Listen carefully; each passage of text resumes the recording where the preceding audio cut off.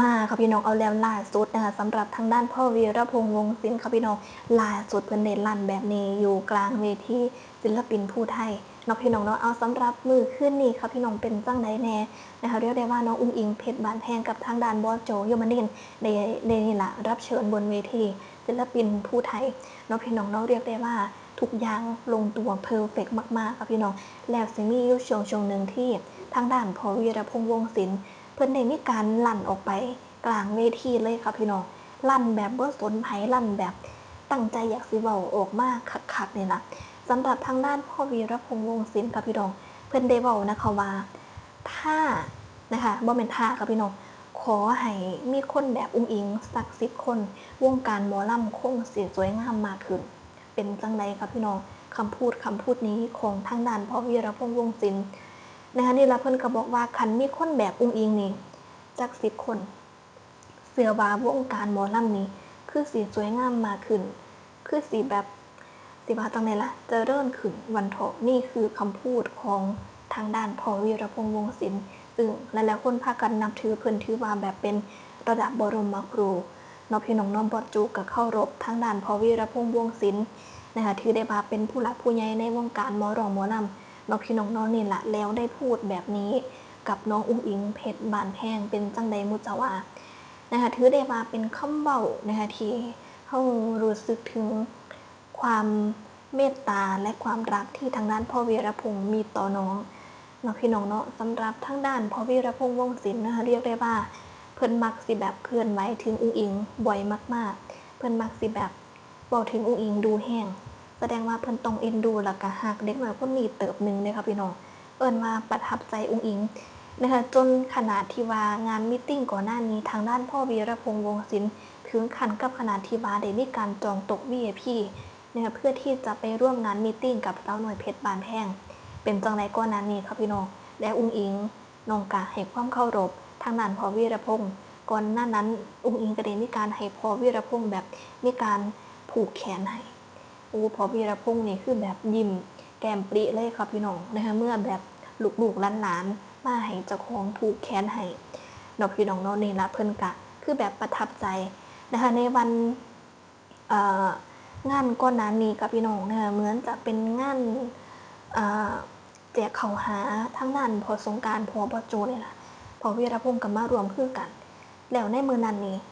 พ่อวีรพงษ์แบบถึงขั้นขนาดแบบขอถ่ายรูปกับน้องอุ๋งอิงย้อนหยังเพิ่นเว้าออกมาอย่างชัดเจนนะคะว่าเป็นเด็กน้อยที่แบบอ่อนน้อมถ่อมตนมากๆในเรื่องของการวางตัวจังซี้เลยเป็นจังได๋หมู่เจ้าว่าแล้วนี่ล่ะมื้อคืนนี้เพิ่นได้มีการเว้าคำนี้ออกมาอยู่เทิงเวทีกับพี่น้องนะคะว่าคันมีคนแบบอุ๋งอิงจัก10คนเด้อค่ะพี่น้องวงการหมอลำคงจะสวยงามมากขึ้นเอาเป็นจังได๋หมู่เจ้าว่าสำหรับพ่อวีรพงษ์วงศ์ศิลป์เพิ่นอยู่วงการหมอร้องหมอลำนี่มาโดนเพิ่นก็เห็นเบิดนั่นล่ะค่ะพี่น้องว่าเป็นจังไดแน่เพิ่นก็ผ่านมาเบิดเพิ่นก็เห็นมาเบิดแต่ว่าเพิ่นมาเห็นน้องอุ๋งอิงแล้วเพิ่นถึงกับแบบประทับใจแรงเนาะพี่น้องเนาะเอาก็ตามนั้นล่ะค่ะพี่น้องนะคะ FC แฟนคลับอย่างเฮาๆนี่ที่แบบนี่ล่ะได้เริ่มติดตามน้องมาเฮาก็รู้นะคะว่าน้องเป็นเด็กน้อยแบบใดนะคะซึ่งเฮาก็เอ็นดูเฮาก็ฮักของเฮาเนาะพี่น้องเนาะเฮาก็รู้ว่าน้องเป็นแบบใดนะคะแล้วก็คนอื่นเพิ่นก็เห็นคือจังเฮานี่ล่ะอุ้งอิงเป็นแบบไหนน้องก็เป็นแบบนั้นอยู่เหมือนเดิมเอิ้นว่ามีความแบบอ่อนน้อมถ่อมตนต่อผู้หลักผู้ใหญ่ผู้ใดเห็นผู้ใดก็ฮักผู้ใดเห็นผู้ใดก็เอ็นดูเนาะพี่น้องเนาะแล้วนี่ล่ะค่ะพี่น้องเป็นจังไดสำหรับมื้อคืนนี้เรียกได้ว่าการแสดงของอุ้งอิงเพชรบานแพงถือได้ว่าสุดยอดมากๆจัดหนักจัดเต็มเลยค่ะพี่น้องนะคะจัดหนักจัดเต็มนี่แต่แบบเพลงที่กำลังเป็นกระแสในตอนนี้อุ้งอิงจัดหนักจัดเต็มให้พี่น้องชาวนี่ล่ะ FC แฟนคลับที่ได้มาเบิ่งด้านหน้าเวทีได้ม่วนได้ซื่นกันเนาะพี่น้องเนาะบอสโจกับอุ้งอิงนี่ก็คือแบบร้องประกบคู่กันเลยค่ะพี่น้องสร้างความม่วนความซื่นเนาะพี่น้องเนาะเรียกได้ว่า FC แฟนคลับหลายคนที่ได้มีการเดินทางไปเบิ่งในมื้อคืนนี้ก็คือสิประทับใจบ่แม่นน้อยวันเถาะเนาะพี่น้องเนาะเอาก็ตามนั้นล่ะค่ะพี่น้องก็ถือว่าเป็นความน่ารักนะคะเป็นความน่ารักเป็นความแบบสิว่าจังได๋ล่ะเหมือนแบบอ่าคันเป็นพ่อบอสโจเนาะพี่น้องเนาะเป็นเหมือนแบบ เพิ่นเอ็นดูหลานเพิ่นจังซี่แม่นสำหรับพ่อวีรพงษ์เนาะพี่น้องเนาะทางด้านพ่อวีรพงษ์เพิ่นก็เห็นบอสโจเป็นลูกชายผู้หนึ่งนั่นล่ะแล้วก็เห็นอุ้งอิงเป็นลูกเป็นหลานอีกผู้หนึ่งเนาะพี่น้องเนาะแล้วนี่ล่ะเป็นจังได๋หมู่เจ้าว่ากับคำเว้าของทางด้านพ่อวีรพงษ์ FC แฟนคลับคิดเห็นว่าอย่างไรก็สามารถคอมเมนต์มาเว้ามาจากันได้แล้วก็คันหลายคนนี่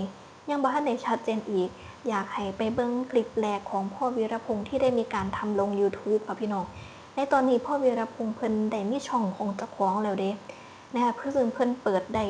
บ่จักเดือนเนาะค่ะพี่น้องนะคะก็เป็นคำแนะนำจากบอสโจนี่ล่ะบอสโจก็ได้มีการแนะนำให้ทางด้านพ่อวีรพงษ์เพิ่นแบบนี่ล่ะได้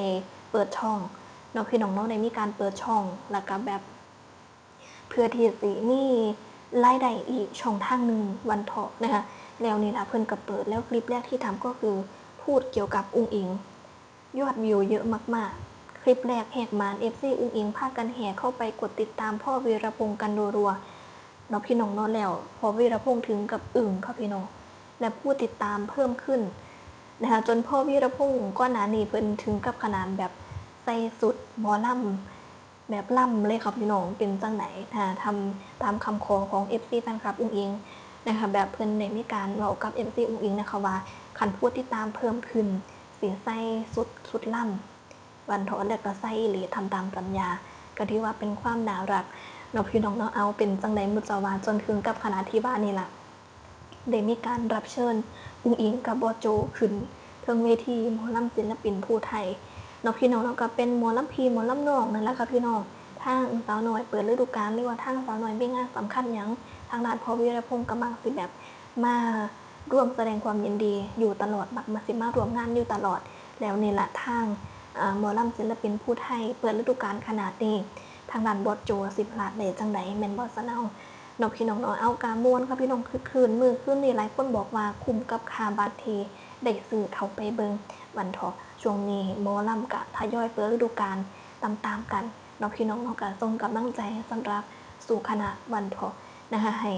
นี่ล่ะราบรื่นเนาะพี่น้องเนาะนะแล้วก็มีงานดังๆปังๆนะคะนั่นแหละค่ะพี่น้องสำหรับคลิปนี้ก็ขอจบคลิปไว้ส่ำนี้ซะก่อนเนาะค่ะขอกลับมาสวัสดีค่ะ